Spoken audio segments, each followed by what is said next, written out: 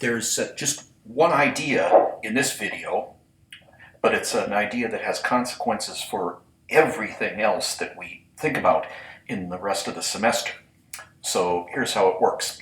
Here's our definition of acceleration. Acceleration is just the rate at which velocity changes, or in other words, it's the amount of velocity change that we get divided by the length of time it takes to make that much velocity change.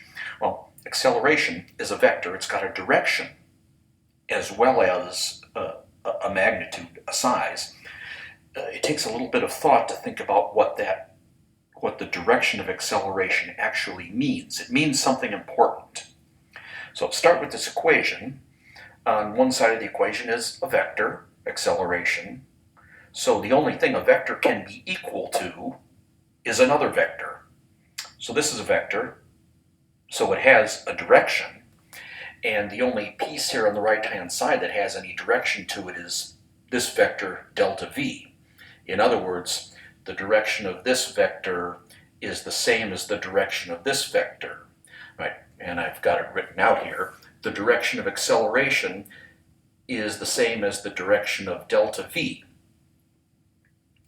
But what does that really mean? What does the direction of delta v tell us? It does tell us something very, very important. So here's delta v, and delta v, like delta anything, is just the final value minus the initial value. That's how we quantify the change in some quantity. Just do a little bit of algebra there, add vi to both sides of the equation, and then the left-hand side becomes v initial plus delta v equals v final. In other words, any time that there's a change in velocity happening, in other words, any time there's acceleration, then this delta v is really the extra velocity that you add on to the initial velocity in order to get a different velocity a little bit later. Or to put it another way, I say it here, delta v is the velocity added on in order to make the velocity change. Delta v is the extra velocity added on top of whatever velocity you start with when the velocity is changing. Some earlier velocity plus delta v gives you the later velocity. Let's look just at a few examples of how that really works, what that really means, and then the significance of this fact that direction of acceleration is the direction of delta v.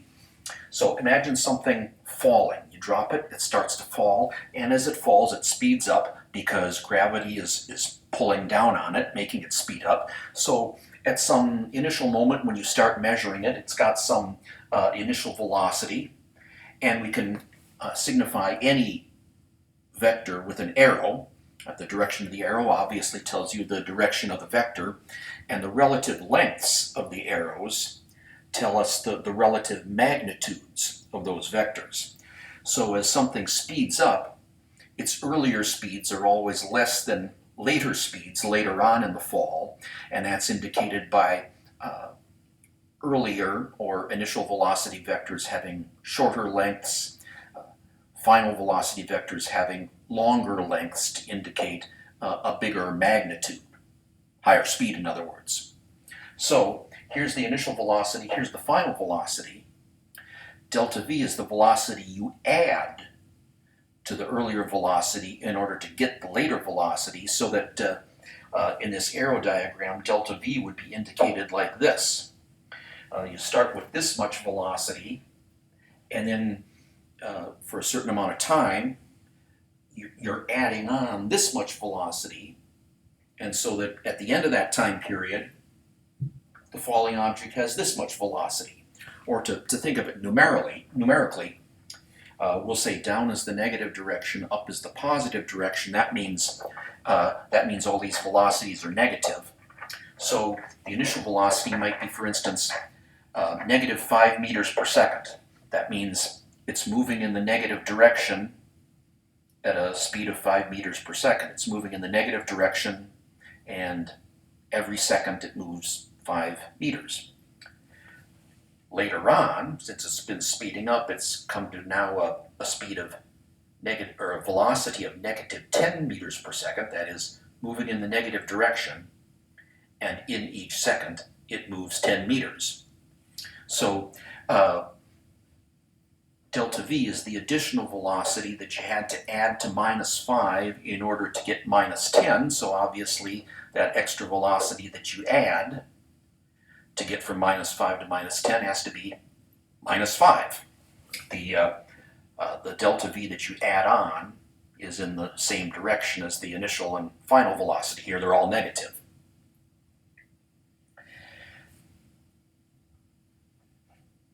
Now, another example, let's think of throwing something up into the air, and in that case, as gravity is now pulling down on it, well, the thing moves up. In other words, gravity is pulling backwards on it, makes the thing slow down.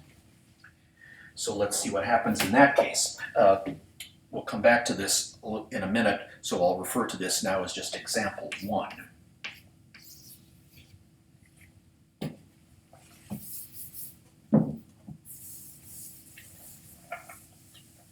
And this throwing something up into the air will be example 2.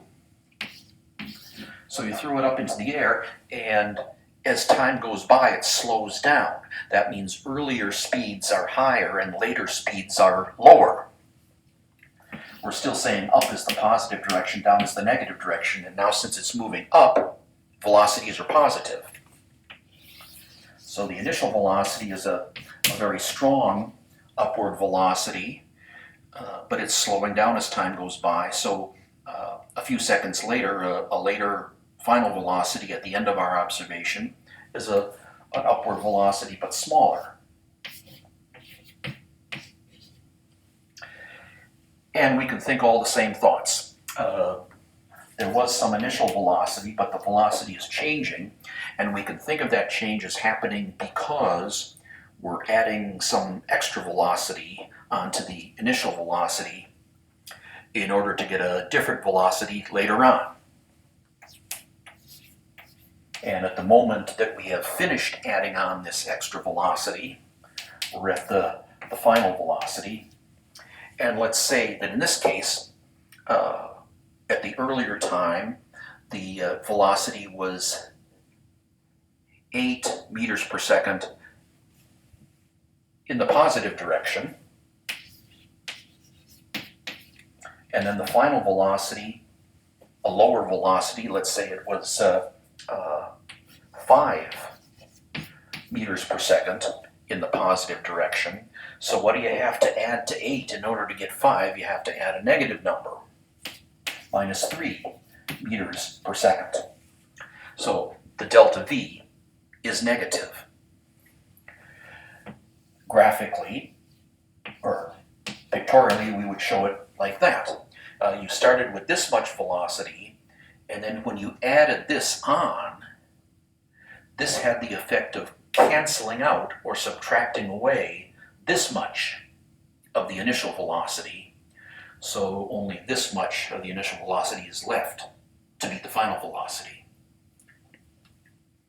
Now, both here in example 2 and example 1, the acceleration points down, because in both cases, delta V points down.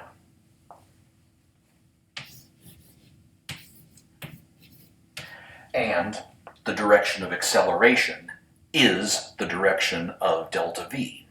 The direction of acceleration tells you the direction of delta V, or vice versa. The direction of acceleration tells you the direction of the velocity that is being added on in order to make the velocity change. Okay, now there's those two. One more example.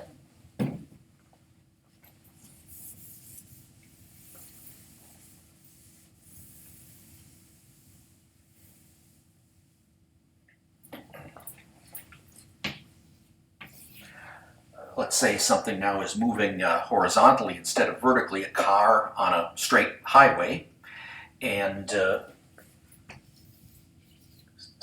think of normal map directions. There's east, there's west, and we'll define a coordinate system in which east is the positive direction and west is the negative direction, and we'll imagine a car moving west. It's moving in the westerly or negative direction, which is just another way of saying that it has negative velocity. And we'll imagine that it is slowing down. So the initial velocity corresponded to a high speed. That is, the initial velocity had a big magnitude. So we draw it with a long arrow in the negative direction.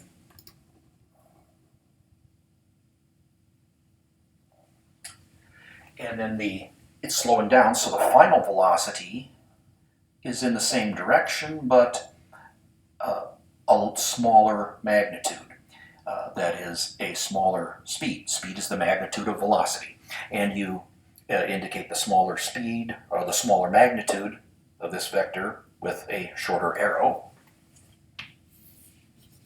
So there's the final velocity. And just like in this case, where the final velocity has a smaller magnitude than the initial velocity, the extra velocity added on was in the opposite direction to those velocities in order to cancel out this much of the initial velocity so that only this much is left over for the final velocity. We represent delta V with an arrow like that. You add on this much velocity to the initial velocity, and that has the effect of undoing, canceling out this much of the initial velocity. So just this much is left over to be the final velocity. And again, let's look at that numerically. V initial plus delta V equals V final. And let's say that the initial velocity for this car was negative 25 meters per second.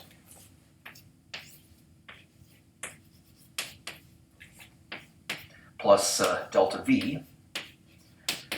And the final velocity is still in the negative direction, but it's moving at a slower speed. So let's say the final velocity is negative 20 meters per second. That is, at first, it's moving in the negative direction and it goes 25 meters in each second. Then later on, it's still going in the negative direction, but it goes only 20 meters in each second. Right, it's only 4/5 as fast as it was here. And so, what do you have to add to minus 25 in order to get minus 20? Well, you add something positive because you're making the velocity number less negative. So you must have added 5 meters per second.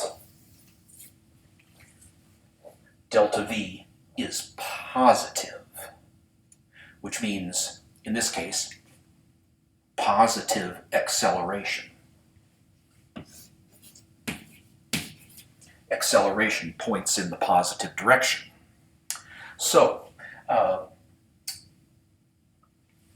here in case 1, acceleration pointing down just like delta V points down, that's the negative direction. And here, acceleration pointing down just like delta V points down, so again, acceleration is negative. And then here, delta V points to the right, which is the positive direction, so acceleration points to the right, acceleration points in the positive direction, or acceleration is positive. And compare these three situations, 1, 2, and 3. Think about what's happening to the speed, and then think about the acceleration. In case 1, acceleration was negative and you were speeding up. There's a dangerous habit that many people get into, and that's to jump to the conclusion that positive acceleration means speeding up, negative acceleration means slowing down. That's wrong. That's not what positive acceleration means. All positive acceleration means, or all positive acceleration means, is that delta v points in the positive direction. All negative acceleration means is that delta v points in the negative direction. Here, acceleration is negative, but that does not mean the object is slowing down. It means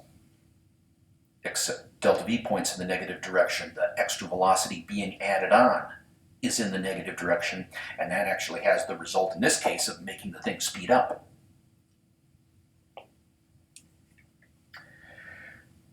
And now, here, in this case, acceleration is positive, but positive acceleration does not mean the thing is speeding up. Positive acceleration means only that delta v points in the positive direction. And in this case, the delta v has the same effect as this delta v. It cancels out some of the initial velocity. It corresponds to making the object slow down. Whereas in this case, the extra velocity corresponded to making the thing speed up. Here, the extra velocity corresponded to making the thing speed down. But what can we say about these three cases? In this case here, number one, notice that all the velocities and the acceleration are in the same direction. They're all down. And in this particular example, the object is speeding up. Its final velocity has a larger magnitude than its initial velocity. And that's an example of something that always happens generally. Whenever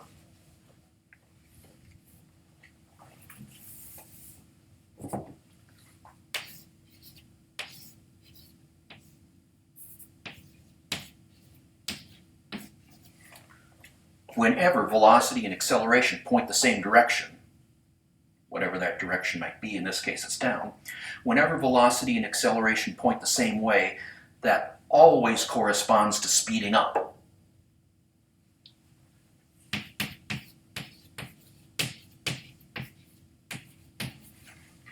In this case, both acceleration and velocity are negative, but acceleration and velocity are pointing in the same direction, so that means the thing is speeding up. Now here in case 2 and in case 3, the velocity goes one way, but the acceleration goes the opposite way. The velocities go one way, but the acceleration goes the opposite way. And that is an example of another general rule. Anytime velocity and acceleration are in opposite directions, let's say velocity goes that way and acceleration goes that way, that always implies the object is slowing down.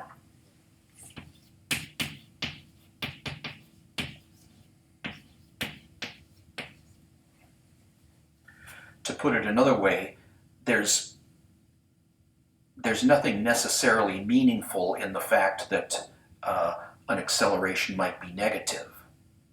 A negative acceleration might correspond to slowing down, or it might correspond to speeding up. Here's a couple cases where a negative acceleration, here's a case where a negative acceleration corresponds to speeding up. And this negative acceleration corresponds to speeding up because that negative acceleration is in the same direction as the negative velocity. Whenever velocity and acceleration point the same way, like this, you're always getting speeding up. And whenever velocity and acceleration point opposite ways, like this and like this, you always get slowing down. Here's a case of negative acceleration but positive velocities, slowing down. Here's a case of negative velocity but positive acceleration, again, slowing down. Whenever velocity and acceleration point opposite ways, that always indicates the thing is slowing down. This is all summarized in a nice little shaded box in Chapter 2.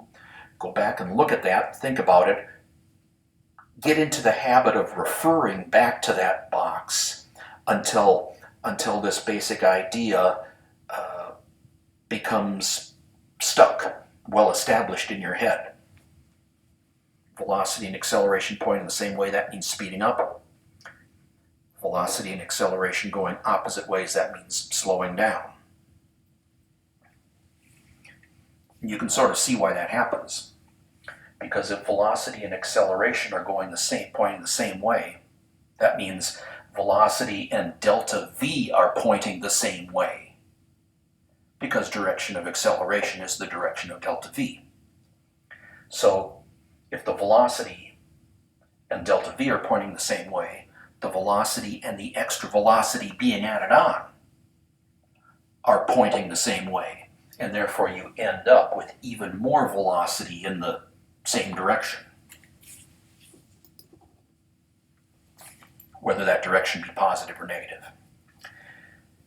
And then on the other hand, when, like here, where velocities go one way and accelerations point the other way, that means delta v points the other way from the velocity, because acceleration points the same way as delta v.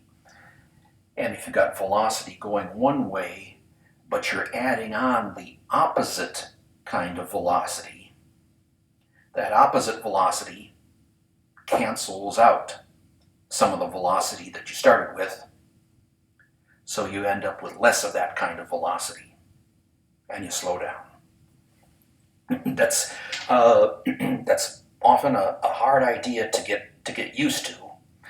It takes time, a little time to get used to it. This is just the introduction, but you'll be working with that. You'll be thinking about that idea all the way through the rest of 2201. It matters for almost everything else that we think about.